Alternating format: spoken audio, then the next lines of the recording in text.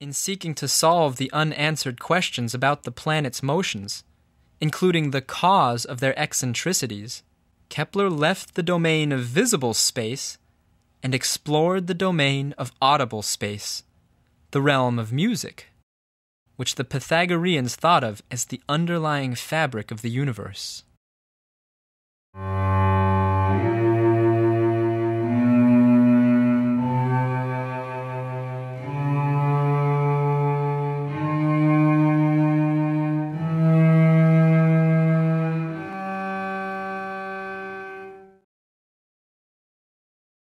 He first examines and does an exhaustive examination of the boundaries of visual space, of geometry, that is plane geometry. He does the same thing with solid geometry, then extends that into the musical domain, extends that into the auditory domain, and examines all these characteristics of space. He then takes you from the standpoint of an observer on the sun and actually constructs the entire solar system based upon those principles.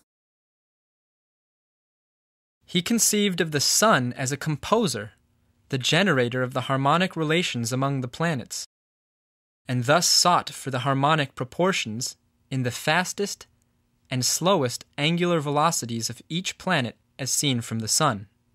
For example, on the day Mars is closest to the sun at perihelion, it would appear to traverse a 38-minute arc in the sky. On the day it is farthest from the sun at aphelion, it would appear to traverse a 26-minute arc in the sky. The ratio between these is almost the ratio 2:3.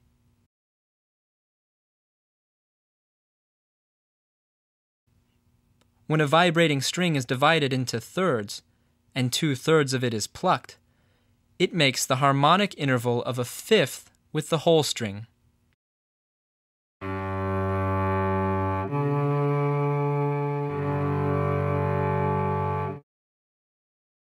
Kepler found each pair of planetary extreme motions corresponds to a different harmonic interval. And this is what Kepler finds towards the end of his life, that the reason for the eccentricities being the way that they are was so that an observer on the sun could actually discover that the entire solar system was arranged in such a way that both the major and minor mode in music, that is the major and minor modes that we find in classical composition, are expressed through the eccentricities of the orbits, through the motions of the planets at the extremes of their orbits, at their apsides, at their perihelion and aphelion.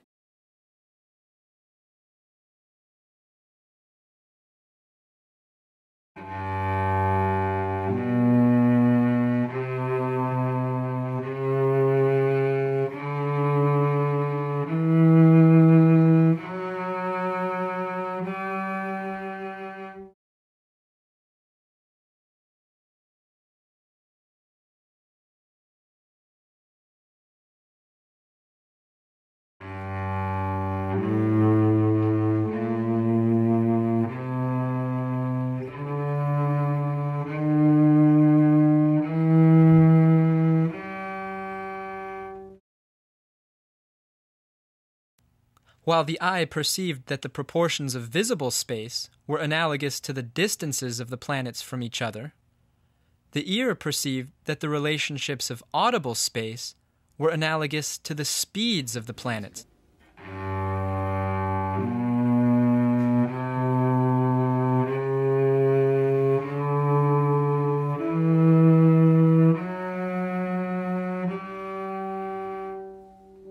The mind then had to conceive of the juxtaposition of these two senses, of sight and hearing, to perceive the relations among the speeds and distances of all the planets together.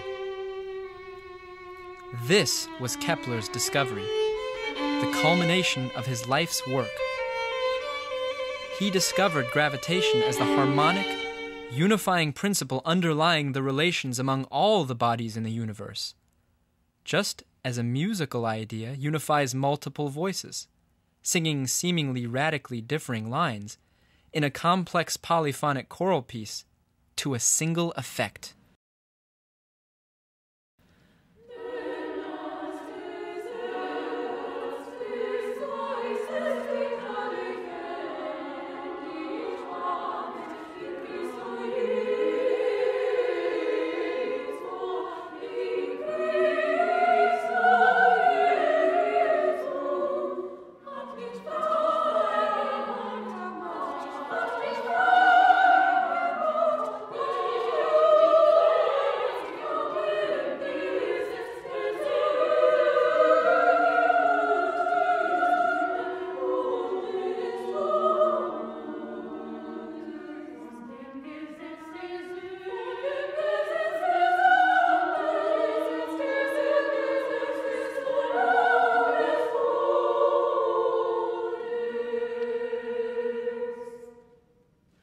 Although Kepler was willing to discard any of his assumptions, the one thing he held on to was that the Creator's universe is knowable to the mind of man.